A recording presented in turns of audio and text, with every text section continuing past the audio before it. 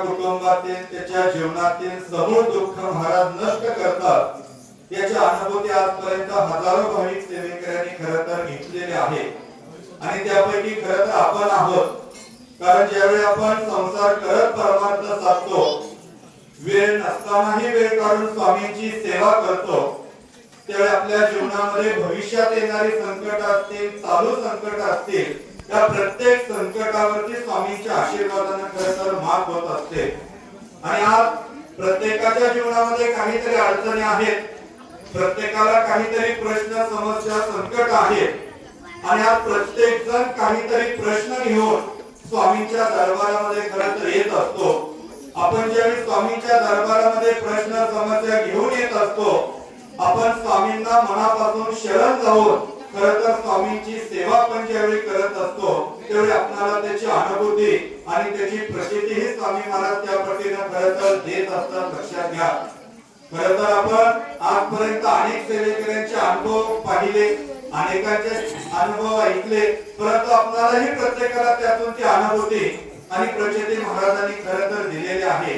परंतु आज तुम्हाला मला या ठिकाणी एकच सांगायचं आहे, आज आपण सगळ्यात पहिलं प्राधान्य ज्यावेळी स्वामींच्या आरतीला देत असतो, आज स्वामींच्या आरतीच्या माध्यमातून आपल्याला मिळणारा जो आशीर्वाद आहे, हा आशीर्वाद खरं तर अनन्य साधारण असं आपलं काम करत असतो। कारण आपण ज्या आरत्या या ठिकाणी म्हणतो, या आरत्या स्वतः श्री स्वामी समर्थ महाराजांनी दिलेल्या आरत्या आहेत, लक्षात घ्या। आज स्वामींच्या आरतीला इतकं महत्व का?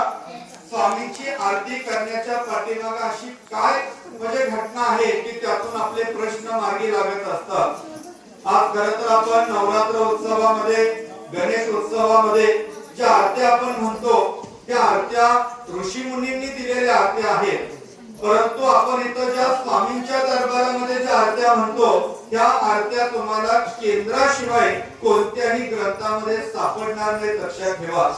कारण आपल्या पश्चिम महाराष्ट्रामध्ये असणारं श्री क्षेत्र नृसिंहवाडी, त्या नृसिंहवाडीमध्ये स्वतः श्री स्वामी समर्थ महाराजांनी आरत्या दिल्या, तिथले स्वामींनी त्या स्वतः लिहिल्या आणि स्वामींनी आशीर्वाद दिला की जिथं जिथं एकत्रित येऊन माझी आरती म्हटली जाईल, आरतीतून भाविक सेवेकऱ्यांचे प्रश्न मार्गी लागतील। कारण आत्ताही जी आपण आरती म्हणतो, ही स्वतः साक्षात परब्रह्म श्री स्वामी समर्थ महाराजांनी दिलेली आरती आहे।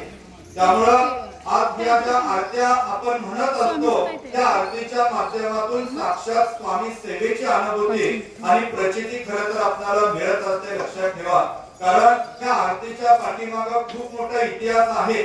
त्या आरत्या स्वामींनी ज्यावेळी नरसोबाच्या वाडीमध्ये पिठले स्वामींकडे दिल्या, पिठले स्वामींना त्या ठिकाणी गुरुपद दिलं, तिथून पुढे हिमालयामध्ये, त्र्यंबकेश्वर मध्ये, नाशिक मध्ये अनेक वर्ष त्यांच्याकडून तपश्चर्या करून घेतल्या आणि तिथून पुढे या त्रिकाल आरतीला खऱ्या अर्थाने सुरुवात झाली, लक्षात घ्या। आणि आज त्याच आरत्या आपण स्वामींच्या दरबारामध्ये या ठिकाणी म्हणत असतो, कारण स्वतः परमपूज्य मोरे दादांचं एक वाक्य आहे, तुम्ही जर तेजोनिधी ग्रंथ वाचला असेल तर त्यामध्ये ते दिलेलं आहे, लक्षात ठेवा। जो भाविक सेवेकरी ज्याला समस्या प्रश्न संकट आहेत, अशा भाविक सेवेकऱ्यांनी जर केंद्रामध्ये 108 आरतीला उपस्थिती लावली, स्वामींच्या दरबारामध्ये जर 108 आरत्या केल्या, तर त्या भाविक सेवेकऱ्याला प्रश्न उत्तराच्या रांगेत बसावंच लागत नाही, इतकी ताकद ही स्वामींच्या आरतीमध्ये खरं तर आणि आशीर्वादामध्ये आहे। आणि आपल्या दरबारामध्ये तर त्रिकाल आरत्या चालू आहेत, तुम्ही बघताय। सकाळी 8ची भोपाळी आरती असेल, सकाळी 10:30ची महानैवेद्य आरती असेल, संध्याकाळी 6ची आरती या ठिकाणी असेल। दररोज संध्याकाळी या ठिकाणी विष्णू यज्ञ जो तिरुपती बालाजींसाठी खरं तर केला जातो, तो यज्ञ या ठिकाणी दर म्हणजे संध्याकाळी 7-7:30च्या दरम्यान आपण करत असतो।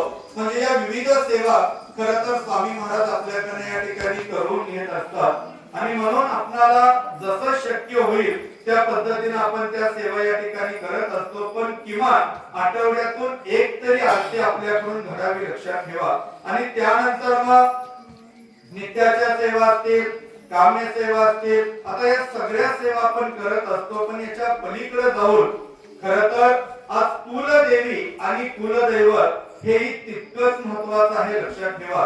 कारण श्री